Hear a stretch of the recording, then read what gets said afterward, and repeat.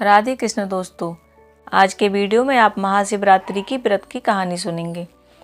फाल्गुन मास में पड़ने वाली चतुर्दशी महाशिवरात्रि का पर्व मनाते हैं। ऐसा माना जाता है इस दिन भगवान शिव जी का विवाह माता पार्वती के साथ हुआ था।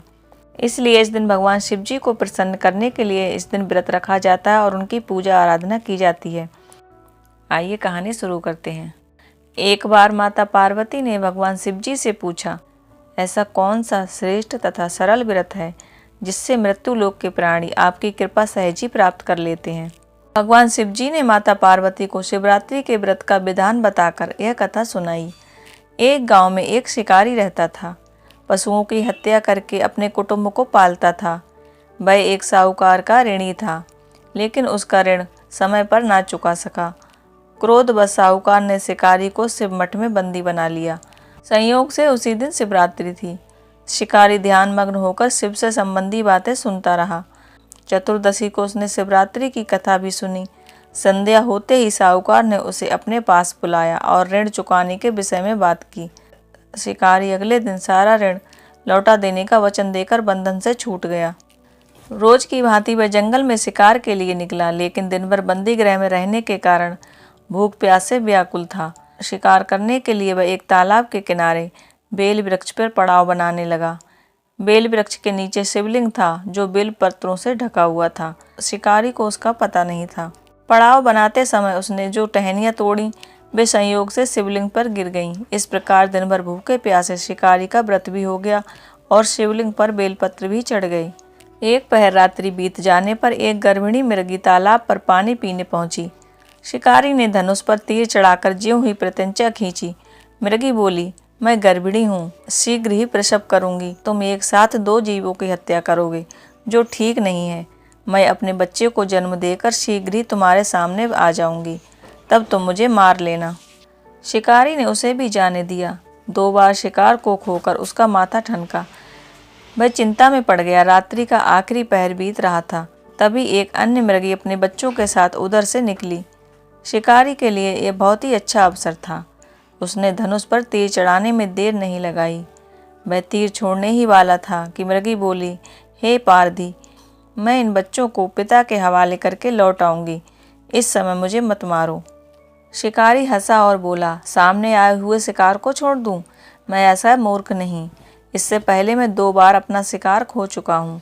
मेरे बच्चे भूख प्यास से तड़प रहे होंगे। उत्तर में मृगी ने कहा, जैसे तुम्हें अपने बच्चों की ममता सता रही है, ठीक वैसे ही मुझे भी अपने बच्चों की ममता सता रही है। इसलिए सिर्फ बच्चों के नाम पर मैं थोड़ी देर के लिए जीवन दान मांग रही हूँ। हे शिकारी, मेरा विश्वास करो, मैं इन्हें इनके पिता के पास छोड़कर तुरंत लौटने की प्रतिज्ञा करती हूँ। मृगी का दीन स्वर सुनकर शिकारी को उस पर दया आ गई। उसने उस मृगी को भी जाने दिया। शिकार के अभाव में बेल वृक्ष पर बैठा शिकारी बेल पत्र तोड़ तोड़ कर नीचे फेंकता जा रहा था। सुबह होने को हुई तो एक हष्ट पुष्ट मृग उसी रास्ते पर आया। शिकारी ने सोच लिया कि इसका शिकार तो अवश्य करेगा। शिकारी की तनी हुई प्रत्यंचा देखकर मृग विनीत स्वर में बोला, हे शिकारी, यदि तुमने मुझसे पूर्व आने वाली 3 मृगियों तथा छोटे छोटे बच्चों को मार डाला है तो मुझे भी मारने में देर न करो, ताकि उनके वियोग में मुझे एक क्षण भी दुख न सहना पड़े। मैं उन मृगियों का पति हूँ। यदि तुमने उन्हें जीवन दान दिया है तो मुझे भी कुछ क्षण जीवन दान देने की कृपा करो। मैं उनसे मिलकर तुम्हारे सामने उपस्थित हो जाऊंगा। मृग की बात सुनते ही शिकारी के सामने पूरी रात का घटना चक्र घूम गया। उसने सारी कथा मृग को सुना दी। तब मृग ने कहा, मेरी तीनों पत्नियां जिस प्रकार प्रतिज्ञाबद्ध होकर गई हैं, मेरी मृत्यु से अपने धर्म का पालन नहीं कर पाएंगी। अतः जैसे तुमने उन्हें विश्वास पात्र मानकर छोड़ा है, वैसे ही मुझे भी जाने दो। मैं उन सबके साथ तुम्हारे सामने शीघ्र ही उपस्थित हो जाऊंगा। दिन भर का उपवास और रात्रि जागरण तथा शिवलिंग पर बेल पत्र चढ़ने से शिकारी का हिंसक हृदय निर्मल हो गया। उसमें भगवत शक्ति का वास हो गया था। धनुष तथा बाण उसके हाथ से सहज ही छूट गए। भगवान शिव की अनुकंपा से उसका हृदय करुण भाव से भर गया। वह अपने अतीत के कर्मों को याद करके पश्चाताप करने लगा। थोड़ी ही देर में मृग सपरिवार शिकारी के समक्ष उपस्थित हो गया ताकि उनका शिकार कर सके। किंतु जंगली पशुओं की ऐसी सत्यता एवं सामूहिक प्रेम भावना देखकर शिकारी को बड़ी ग्लानि हुई। उसके नेत्रों से आंसुओं की झड़ी लग गई।